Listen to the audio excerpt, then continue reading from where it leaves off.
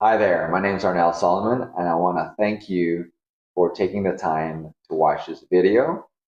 I wanted to share with you why I wrote this book, what inspired me to write this book, Remembering Who the Hell You Are, my first book, and it's geared towards women. And that's the reason why I wanted to create this video is to share with you why I wrote the first edition for women. Don't worry, men, the second edition will be geared for men as I believe that both sexes look at life a little differently than the other. And I was inspired to write this book because I came to the realization in my own healing journey that my childhood trauma of abandonment had always kept me from manifesting the life that I desired. And it's so important to heal from any trauma that we have experienced, that we haven't healed from, because it affects our self concept, how we perceive ourselves, how we value ourselves, whether or not we feel worthy of whatever it is that we're desiring in our life. So, let me share with you my little story and why I geared this book towards women in this edition, in the first edition. So, at the age of 4 to 5, my parents left my little brother and I. He's not much younger than I am, about a year younger, and he is very successful, and I'm very proud of him. You go, bro. And my parents left the Philippines to work abroad for a very large company, the largest shipping company in the world, Maersk. And that was my first experience of feeling abandoned. And I only came to this realization within the year. And I came to this realization going through my healing journey. The second time that I experienced abandonment was when my father left us to be with another woman, and I was around 7 years old. And he left us for several months. He did come back, and my mom did accept him back into our lives. And he was back in our lives for almost a year or several more months until he left again for another woman. This time, my mother took it very difficult. And well, let me put it this way. One evening I came home and found her in their bedroom. The lights were turned off. It was dark. I'm not quite sure how to help you with that. And I remember walking into that room and feeling that there was something wrong. I tried to wake her up. She wouldn't wake up. And I noticed there was a vial next to her and it was empty. And it was an empty vial of sleeping pills. That's when I knew something was up. And I do recall time and slow down. I remember feeling very alone and very scared and very disconnected. And disconnected in that all my senses were numb. And I recall knocking on our neighbor's door to seek help. They were firefighters. That much I knew, and I knew that they could help. So they rushed in and got her to the hospital. And the hospital was able to pump all the sleeping pills out of her, get her back to feeling better. So there was that moment. And then there was a third moment. It happened again when I was 10 years old. My father started having an affair with another woman. And this time, my mother ended up in the hospital again because she was so stressed out. And I remember hearing that they got into an argument. My father and her got into an argument while she was in the hospital. And so at that point, I was actually at the hospital in the waiting room. And when I had the opportunity, I walked into her room in the hospital and told her that if she was in the marriage because of my brother and I, that it wasn't worth it and that she should divorce, that I wanted her to divorce my father. And that was a thing that pulled a trigger for her. And I would say about a month or two later, we had moved out and moved into our own apartment. And so I'm sharing this with you because my father was never around. And this is why I feel like I relate more to women because my father was never around. And I had to step in his shoes and become the masculine energy in the house. And it did make me more emotionally mature for my age. And I saw life from her perspective, from a woman's perspective.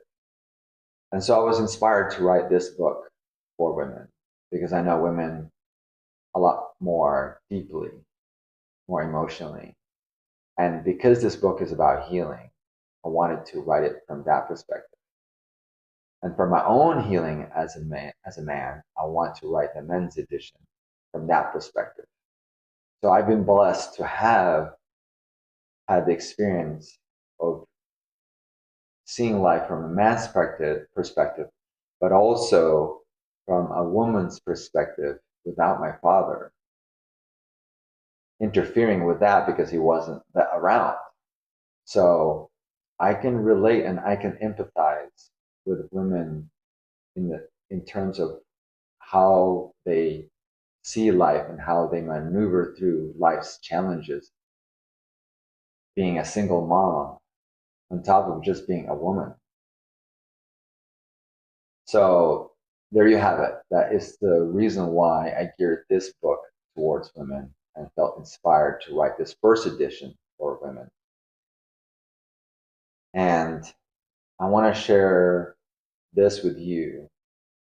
The other part to the reason why I wrote this book this way is because we are always manifesting. We're always creating the life that is unfolding in front of us in our 3D reality.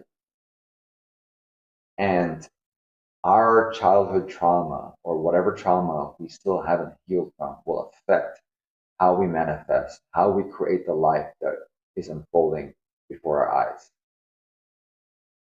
It relates to our self-concept, how we perceive ourselves, how we feel worthy of whatever it is we're desiring. Because if we don't feel worthy of it because of some limiting beliefs that we have programmed ourselves to believe in because of our childhood trauma, that we're not good enough because of those childhood trauma experiences, then whatever we desire is going to be kept away from us by our own limiting beliefs. Because if we feel deep down inside we are not meant for something that makes us happy, that makes us feel joy, that makes us feel elated, that makes us feel it's on top of the world, the universe has to yield to that desire or that emotion, that energy. So if we don't feel worthy of it, our energy is what's going to get read by the universe, and the universe has to yield us the same energy, the same outcome. So it is so important for you to unprogram those limiting beliefs, to know that you are worthy of everything that you have ever desired, and every desire is inspired desire, divine desire. Meaning that if it's something that's come to you, it means that it's already been created. Everything that was ever created, the Creator created in 7 days. That's in the Bible. Everything that you can imagine that inspires you has already been created. It's up to you to step into that version of you, to allow it, to accept it into your life. So this is what this book is about, is to help you heal through your childhood trauma or any trauma so that you can manifest the life that you want. And manifesting is about shifting to the version of you that already has it. And I want to leave you with this. This is key. You want to manifest. You want to manifest whatever it is you desire when you are on top of the world, when you are on your high flying disc. That's where you want to manifest from. That's key because that's when you feel abundance. That's when your energy is in abundance. And the universe can only reflect back to you your state, your energy. You don't want to manifest. You don't want to imagine whatever it is you're desiring. By the way, imagination is the most powerful thing that we've been given, the power of imagination. That's actually how you manifest. But you manifest from a state of being on your high flying disc, on top of the world, feeling on top of the world. You don't want to do it from a place of feeling lack, sad, angry, frustrated, depressed, lonely. You want to do it. You want to imagine whatever it is you desire from a place of feeling joy, like you're on top of the world. That's where you want to manifest from. So if you're not feeling safe, secure, stable, full of joy and abundant, don't do it because you're only going to attract your energy of lack instead. This is key to manifesting. And the last thing I want to leave you with is you are cherished, you are adored, you are beautiful, you are intelligent, you are magnificently creative and powerful in the image of our Creator. Don't forget that. And please share this with the people that you love and that you want to share this with, this positive, this amazing message with them. Because after all, we are all one. We are all the same. You are a version of me. I am a version of you. We are all brothers and sisters. Literally. We are all created in his image. I love you guys. Thanks for watching. Namaste. Please share this book with as many people as you are feeling inspired to do.